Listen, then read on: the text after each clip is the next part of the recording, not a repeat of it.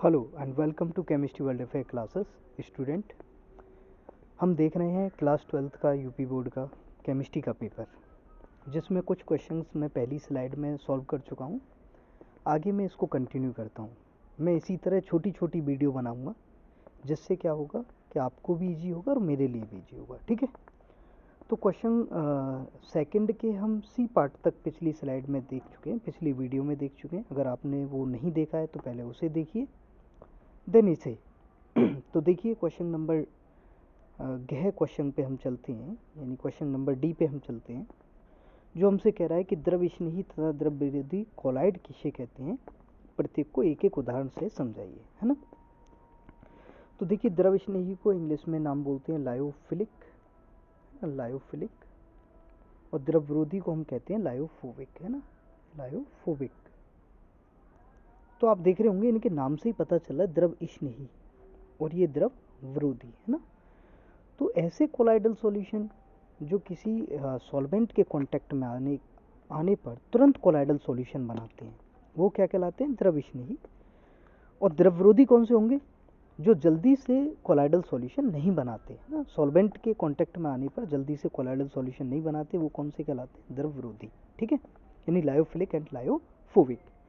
अगर यहाँ हम सॉल्वेंट के फॉर्म में वाटर यूज कर लें तो इन्हें ही हम नाम दे देते हैं हाइड्रोफिलिक एंड हाइड्रोफोबिक। ठीक है, हाइड्रो माने वाटर। ठीक, तो अब इनसे पूछा है कि आपसे एक एक एग्जाम्पल बताइए, है ना।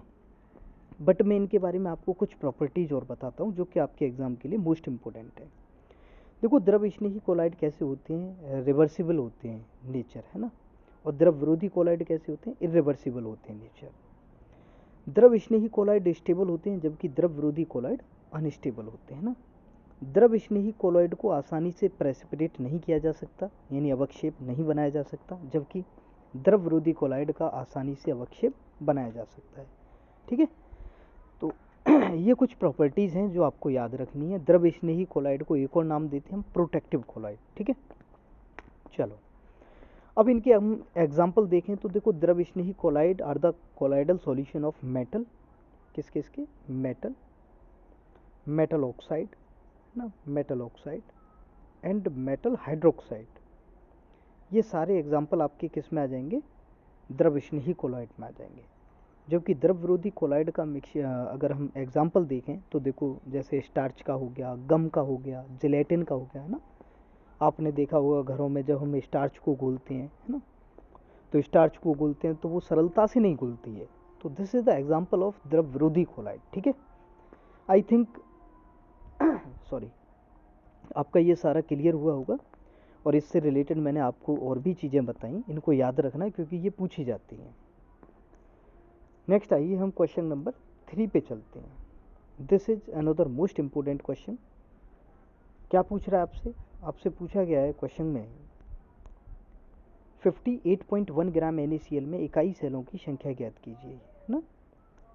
Calculate the number of unit cell present in the 58.1 gram NaCl। तो सिंपली आपको पता होना चाहिए। देखिए, NaCl याद करिए, NaCl की जो स्ट्रक्चर होती है वो कैसी होती है, FCC होती है। It means the number of particle कितने होते हैं इसमें, 4।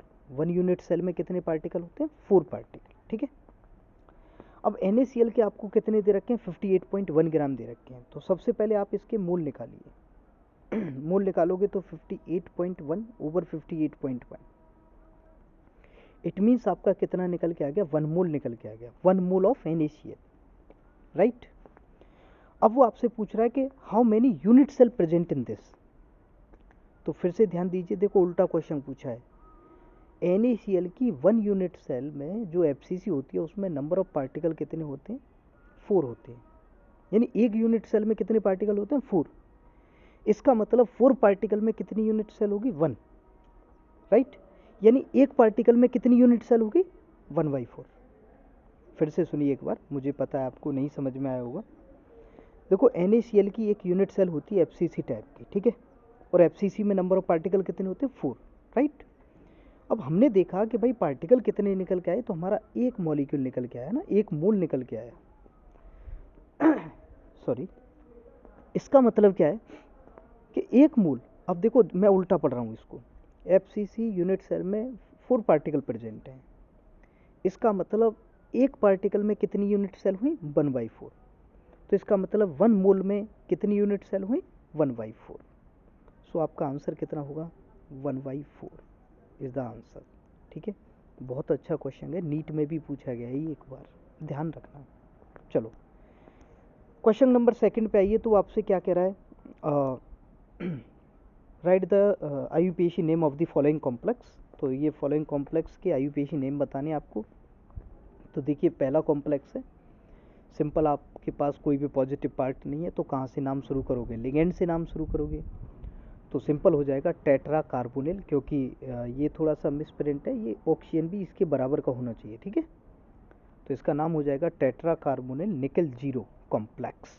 राइट, टेट्रा कार्बोनिल निकल जीरो कॉम्प्लेक्स, क्योंकि निकल की ऑक्सीडेशन स्टेट कितनी है? 0। क्वेश्चन नंबर 2 पे आइए। तो इसका नाम क्या हो जाएगा? देखो पॉजिटिव पार्ट है पोटेशियम, तो पोटेशियम से शुरू करेंगे। और आपको अच्छे से पता है कि कोऑर्डिनेशन स्फीयर के बाहर जितनी भी नंबर होती हैं हम उनको काउंट नहीं करते। तो जैसे यहाँ हमारे पास डाई पोटेशियम नहीं बोलेंगे हम, केवल क्या बोलेंगे?